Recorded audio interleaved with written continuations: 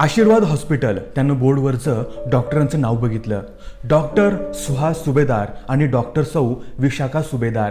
खाली त्यांच्या डिग्री लिहिलेल्या होत्या. विशाखा नावाकडे त्याचं पुन्हा लक्ष गेलं आणि तिची ओझरती आठवण तरळून गेली.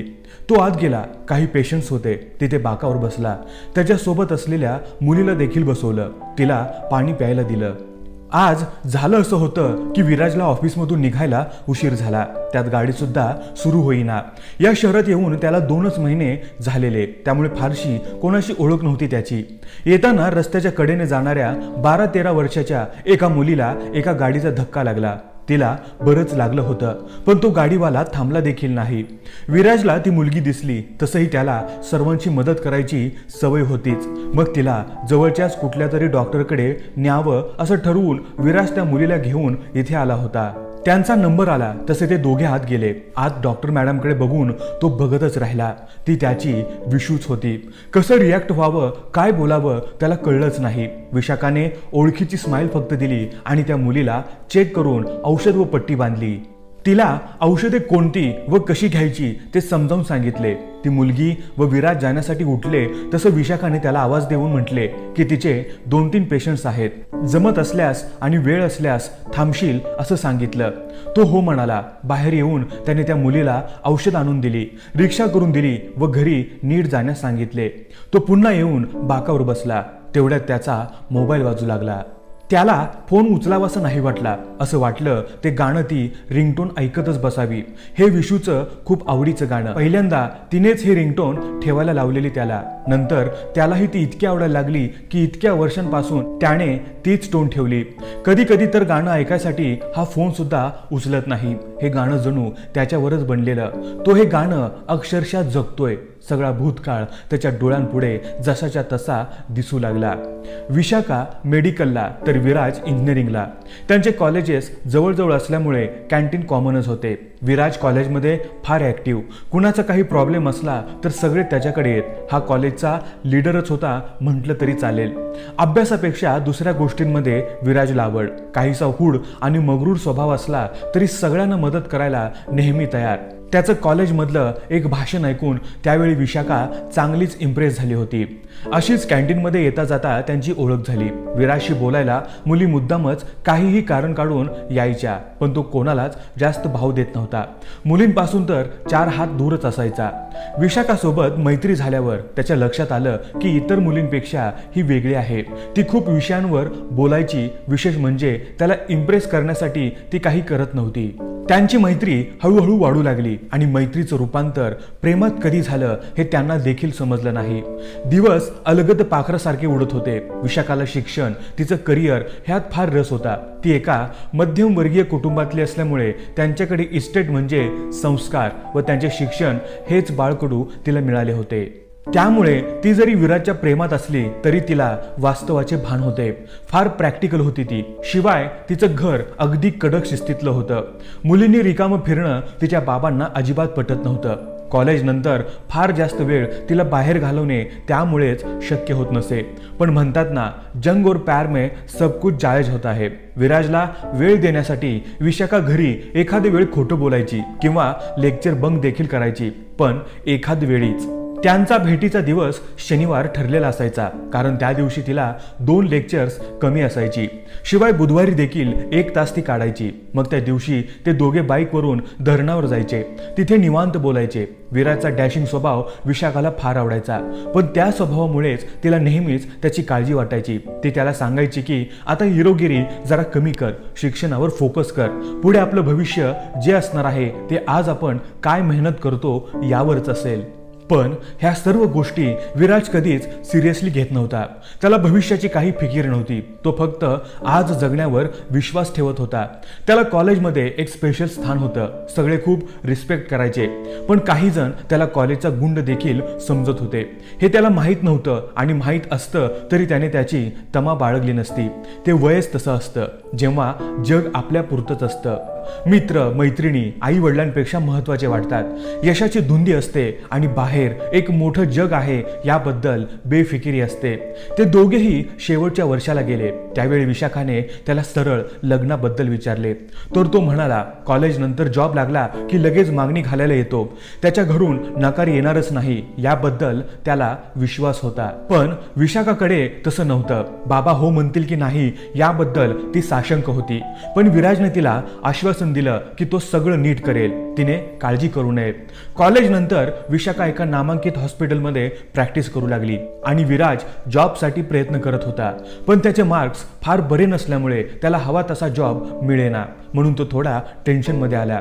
विशाखाला भेटलं की ती प्रत्येक वेळी त्याला नोकरीबद्दल विचारायची. त्यामुळे बऱ्याचदा तो तिला भेटणं टाळू लागला. तिचं आधीचं म्हणणं आता त्याला पटू लागलं. शिक्षणाला सिरियसली घ्यायला हवं होतं हे आता कळू लागलं. पण आता कळून काही उपयोग नव्हता. विशाखाला सुद्धा कळत होतं की विराज तिला टाळत आहे.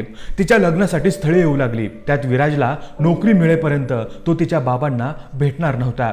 तिने एक दिवस विराजला फोन करून अर्जंटली बोलावून घेतलं. त्याला सर्व परिस्थिती सांगितली आणि जो पहिला जॉब मिळेल तिथे हो म्हणायला सांगितलं. त्याची खरं तर इच्छा नव्हती, पण आता तसं करणं भाग होतं. त्यामुळे एक कमी पगाराचा जॉब त्याने मिळवला. त्यानंतर पहिल्या रविवारी तो विशूच्या बाबांना भेटणार होता. त्याच्या 2-3 दिवस आधी त्याच्या एका मित्राच्या बहिणीला एक मुलगा त्रास देतो असं कळल्यामुळे विराज, तो मित्र आणि अजून 2 मित्र त्या मुलाशी बोलायला गेले.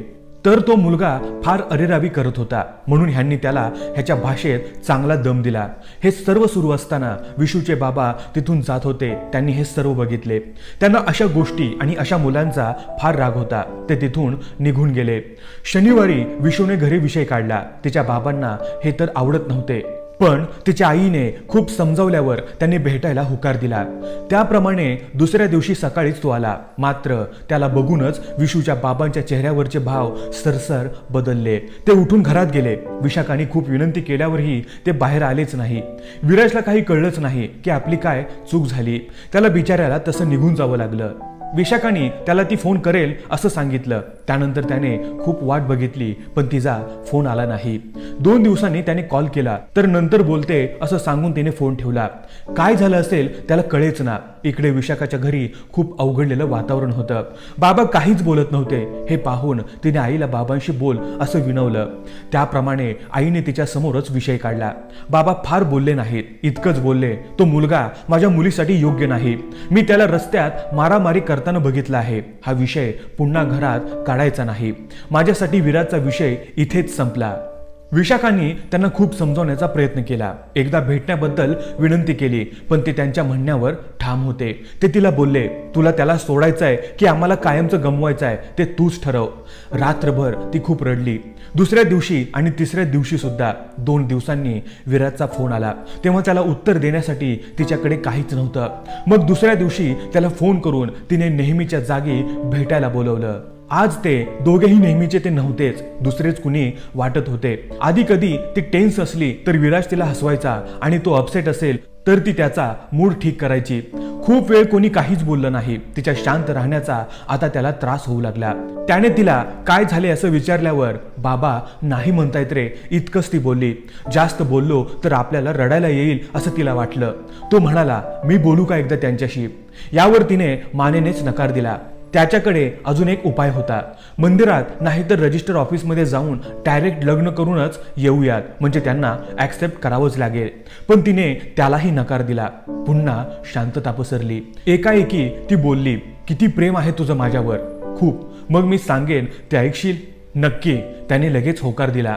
असं नाही, प्रॉमिस कर, नंतर मागे हटू नकोस. तो तयार झाल्यावर ती म्हणाली हे शहर सोडून बाहेर गावी जॉबचं बघ आणि खूप महिने येऊ नकोस. मला कॉन्टॅक्ट करू नकोस. तू किंवा बाबा दोघांपैकी कोणा एकाला मला निवडावं लागणार आहे. माझं तुझ्यावर कितीही प्रेम असलं तरी तुला निवडू शकत नाही. ते जन्मदाते आहेत रे.